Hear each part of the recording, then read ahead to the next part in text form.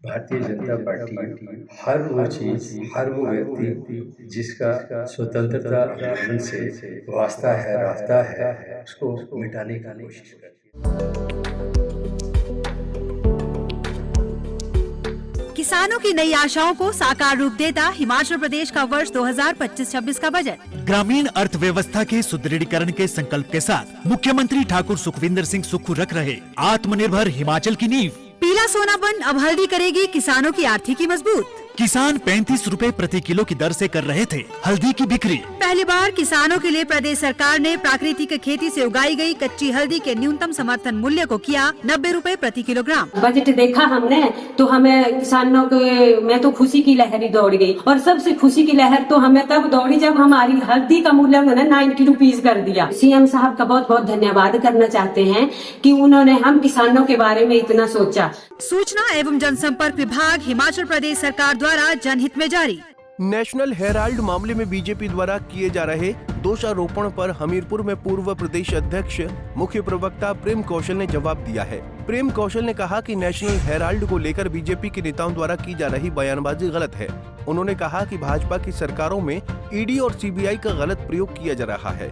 उन्होंने कहा कि नेशनल हेराल्ड समाचार पत्र की भारत की आजादी के समय बहुत बड़ी भूमिका रही है, लेकिन आज के समय में भाजपा सरकारों में ईडी, सीबीआई और चुनाव आयोग अपनी विश्वसनीयता को खो चुकी है।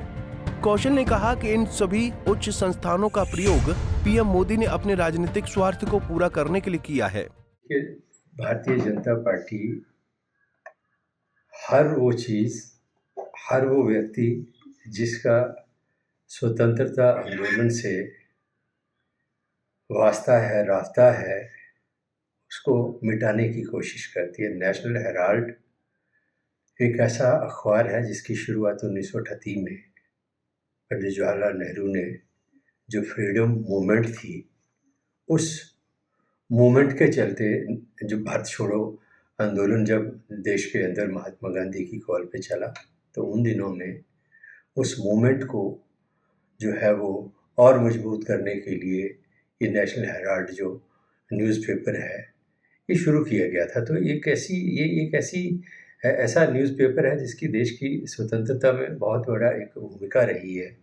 और भारतीय जनता पार्टी के शासनकाल के उपरांत आप देखिए जो ईडी है, सीबीआई है, यहाँ तक के चुनाव आयोग है, ऐसी जो संस्थाएं, इनकी विश्वसनीयता ही खत्म हो चुकी है, क्रेडिबिलिटी खत्म हो चुकी है। अब लोग जब ये कोई कार्रवाई करते हैं तो उसको गंभीरता से नहीं लेते हैं।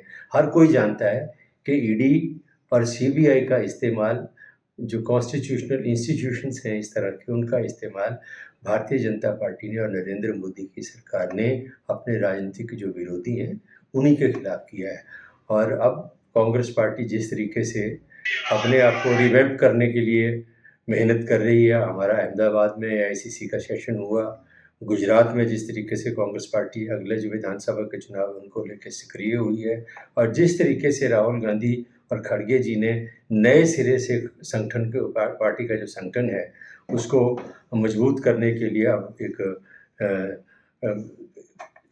अपना जो है वो कार्य प्रणाली शुरू की है, उससे कहीं ना कहीं भारतीय जनता पार्टी अब सहमी हुई है, डरी हुई है कि कांग्रेस कहीं अपना पुराना जो ग्राउंड है उसको गेन कर गई तो हमारे लिए मुश्किलें होंगी। तो इसी वजह से पूरे के पूरे परिवार के खिलाफ इस तरह की कार्रवाई जो है उसको अंजाम भारतीय जनता पार्टी की शय और सरकार के जो एक नापाक इरादा है उसको पूरा करने के लिए ईडी का इस्तेमाल करते हुए किया गया। लेकिन हम डरते नहीं हैं। कांग्रेस पार्टी पूरे देश के अंदर इस तरह का जो भारतीय जनता पार्टी का नेहरू और गांधी परिवार के प्रति जो रवैया है उसके खिलाफ आंदोलन कर रही है, और कानून देश का जो है उसमें कांग्रेस पार्टी विश्वास करती है। भारतीय जनता पार्टी का जो षड्यंत्र है सोनिया गांधी के खिलाफ, राहुल गांधी के खिलाफ, गांधी परिवार के खिलाफ, निश्चित तौर पर जो जब अदालत में लड़ाई होगी उसमें इनको असफलता मिलेगी और हम इसमें जीत हासिल करेंगे। वहीं पांगी में मुख्यमंत्री के दौरे के दौरान महिलाओं को सम्मान निधि देने की घोषणा पर बीजेपी के बयानों पर प्रेम कौशल ने कहा कि बीजेपी झूठ बोलने में माहिर है और मुख्यमंत्री ने जो भी घोषणा की है उन्हें सरकार अपने कार्यकाल में ही अमलीजामा पहनाएगी। उन्होंने कहा कि इससे पहले लाहौल स्पीति में महिलाओं को सम्मान निधि दी है और इसी के परिणाम में वहां पर कांग्रेस पार्टी की जीत हुई है। और भारतीय जनता पार्टी के लोग झूठ बोलने में माहिर हैं।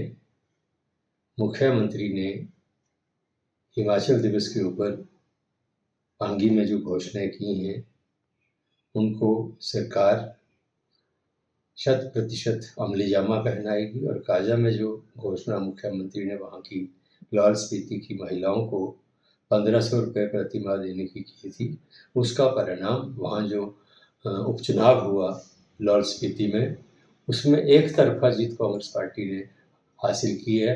अगर वहाँ वादा खिलाफी कांग्रेस पार्टी ने की होती तो लोग अपना जो आशीर्वाद है वो कांग्रेस पार्टी को नहीं देते। पंजाब केसरी टीवी के लिए हमीरपुर से गौरी की रिपोर्ट।